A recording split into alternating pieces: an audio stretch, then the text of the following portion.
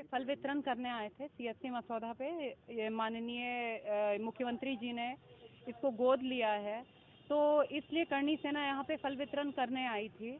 हम लोग तो अच्छे उद्देश्य से आए थे, लेकिन जब फल वितरण करना शुरू किया, लेबर रूम में हम गए, लेबर रूम के सामने गए, वहाँ पे एक महिला भी एडमिट थी। हमने क्या देखा कि वहाँ पे एक सीसीटीवी कैमरा लगा हुआ है। मतलब महिलाओं के निजी कक्ष में, जहाँ पे महिलाएं लेबर के बाद रखी जाती हैं, स्तनपान कराती हैं, उनके कपड़े बदले जाते हैं, उनको तेल लगता है, वहाँ पे एक सीसीटीवी कैमरा लगा हुआ है। और जब अधीक्षक महोदय से मैंने कहा कि आप ये बताइए कि सीसीटीवी कैमरा कैसे लगा हुआ है यहाँ पे, तो उन्होंने कोई जवाब नहीं दिया। उन्होंने कहा ये आपके मतलब की बात नहीं है। उसके बाद ये भी बोल रहे थे, हाँ मैं 5 बजे तक रुकता हूँ, मैं देखता हूँ आप लोग क्या कर लेंगे। आप ये सोचिए कि ऐसे में मेरी क्या हो रही होगी हालत, कि एक महिला के मान सम्मान को किस प्रकार से आच्छादित किया जा रहा है। खुलेआम एक सीएमएस यहाँ बैठ करके महिलाओं को इस अवस्था में देख रहा है। बच्चे पैदा करने के बाद एक महिला देवी स्वरूपा हो जाती है, उसकी इज्जत होती है, उसका मान सम्मान बढ़ जाता है। ये उनका मान सम्मान के साथ इस तरीके से खिलवाड़ करेंगे, आप सोचिए जरा। और ये योगी आदित्यनाथ जी एक बार शायद अपने मान मर्यादा के साथ समझौता कर लेंगे, लेकिन वो महिलाओं के साथ कुछ भी गलत हुआ है उस मान मर्यादा के साथ वो बिल्कुल भी समझौता नहीं करेंगे। मेरा हाथ जोड़ करके मुख्यमंत्री जी से ये निवेदन है कि इस सीएमएस को यहाँ से तुरंत अति शीघ्र यहाँ से हटा के इसके विरुद्ध कार्रवाई करनी चाहिए, इसकी मेडिकल की डिग्री रद्द करनी चाहिए। ये सूचना मैंने सीएमओ साहब को जब दी, तो सीएमओ साहब ने ये कहा मुझसे कि क्या महिलाओं के कक्ष में हम नहीं लगाएंगे कैमरा, क्या वार्ड के अंदर हम कैमरा नहीं लगाएंगे। तो हमने कहा महिलाओं के निजी कक्ष में तो कैमरा कहीं नहीं लगता है, जहाँ पे महिलाओं की निजता भंग हो ऐसी कहीं जगह कैमरा नहीं लगता है। तो उन्होंने फोन काट दिया। मैंने ये सूचना डीएम साहब को भी दी है, मैंने ये सूचना एसएसपी साहब को भी दी है, मैंने ये सीओ अयोध्या साहब को भी दी है, और इसके अलावा मैंने 1090 पे भी ये कंप्लेंट रजिस्टर करी है। तो मुझसे ये कहा जा रहा है कि आप पहले तहरीर लिख करके दीजिए, उसके बाद हम कोई कार्रवाई करेंगे।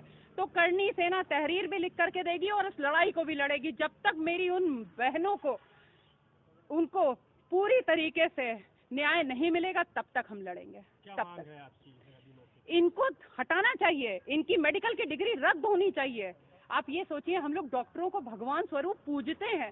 आज कोविड काल में डॉक्टर नहीं होते तो कितने लोगों का जीवन था जो बच गया इनके बदौलत। हम लोग क्या सोचते हैं, उनको भगवान की जगह रखते हैं, और भगवान के रूप में छुपा हुआ ये राक्षस है।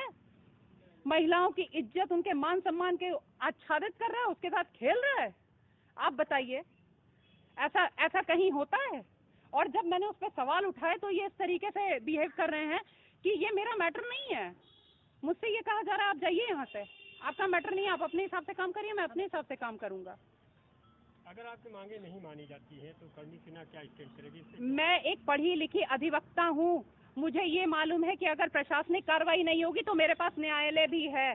ये लोग अगर प्रशासन नहीं सुनेगा तो न्यायालय पे मुझे पूर्ण विश्वास है कि न्यायालय में न्याय जरूर मिलेगा। मैं लड़ाई लड़ूंगी, अंत तक लड़ाई लड़ूंगी, जब तक कि इसकी मेडिकल की डिग्री पूरी तरीके से खारिज नहीं होती है।